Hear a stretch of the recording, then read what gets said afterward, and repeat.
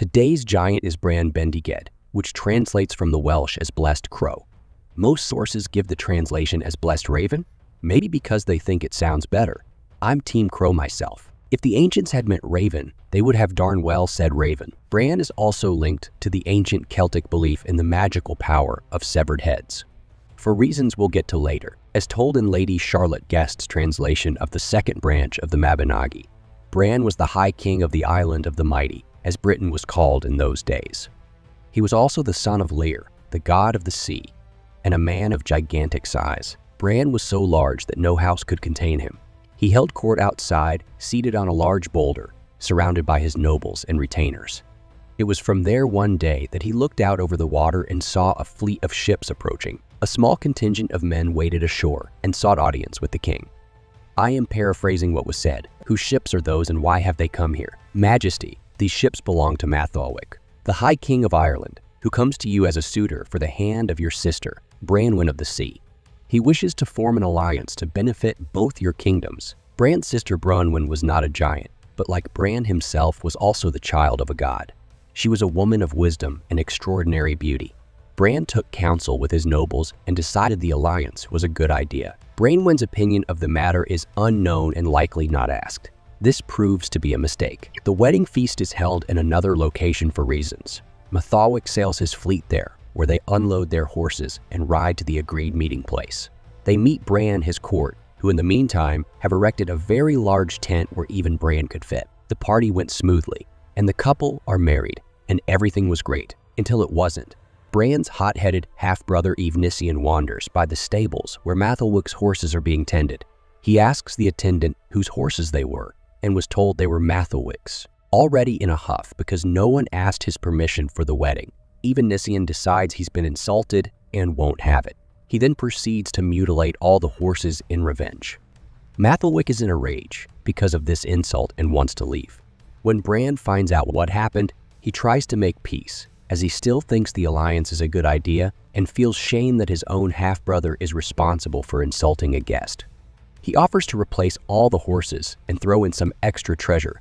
Besides, somewhat placated, Matholwch agrees. Even so, Bran can tell that Matholwch is still unhappy, so he decides to sweeten the pot, so to speak. To the deal he adds a magic cauldron, which when you throw a warrior killed in battle into it, that warrior will come out alive and well, save only for losing the power of speech, and be ready to fight again. It's a very generous gift, which also proves to be a mistake, as we'll soon see. On the surface, everything is settled, and Matholwch sails back to Ireland with his new wife.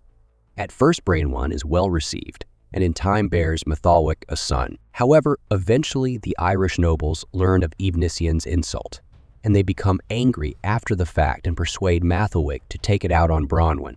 She is banished to the kitchens to work as a lowly cook and suffers regular beatings. More, the king breaks off all contact with Bran's dominion, so he cannot find out how Matholwch is treating his sister. However, Branwen is not the sort to meekly accept such treatment. In secret, she trains a starling to recognize Bran and then has it carry a message to him. When Bran finds out about his sister's mistreatment, naturally, he raises an army for the invasion of Ireland. Matholwch's swineherds then bring him news of a terrible vision of a wood in the ocean where no wood should be, and a mountain beside it. Apparently, it wasn't unusual for swineherds to convey visions in those days. Belatedly remembering Branwen's great wisdom, Matholwch seeks her out in her misery to interpret the vision, since he and his counselors were too thick to do it themselves. She told him the obvious. The wood was her brother's many ships, and the mountain was her brother. Too big for a ship, wading through the sea on his way to pay Matholwch back for mistreating his sister. Matholwch realizes he is in deep kimchi, yet he takes counsel from the same lot who got him into this mess in the first place and couldn't interpret a perfectly straightforward vision. Oddly enough, they come up with what sounds like a good plan. They use the time while Bran is out wading the sea to build a house actually big enough for him to live in. On top of that, on Bran's arrival, Matholwch apologizes profusely and agrees to abdicate and turn over rule of Ireland to Branwen's son. Bran has never had a house before and is somewhat mollified. He agrees to Matholwch's proposal to host a grand feast in Bran's new house. It is all a ruse, of course. In secret, the Irish had hung large bags around the interior of the house, which they said were to store meal. Instead, each bag held an Irish warrior ready to spring out after Bran and his men drink and feast themselves into a stupor. It might have worked, except Evnisian, remember him? Came by and saw the bags hanging there. Suspicious, he felt each bag and discovered what was really in them. While not a giant himself, he was extremely strong, and he methodically crushed the skull of every single one of the hiding warriors. Now that the jig was up, both sides armed themselves and the fight began. Meanwhile, the Irish took the magic cauldron that Bran had given Matholwich and used it to restore the Irish warriors as fast as they fell, so that Bran and his followers were soon having a hard time despite the giant's advantage of massive size and power. Again, it was Evnisian the troublemaker to the rescue.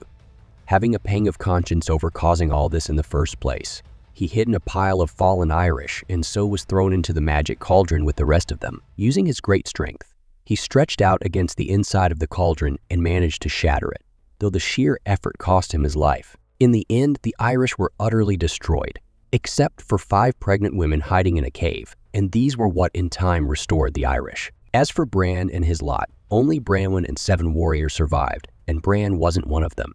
He was felled by a poisoned dart, but before he died, he directed his men to cut off his head and take it with them back to Britain. So, the 7 warriors returned with Branwen and Bran's head.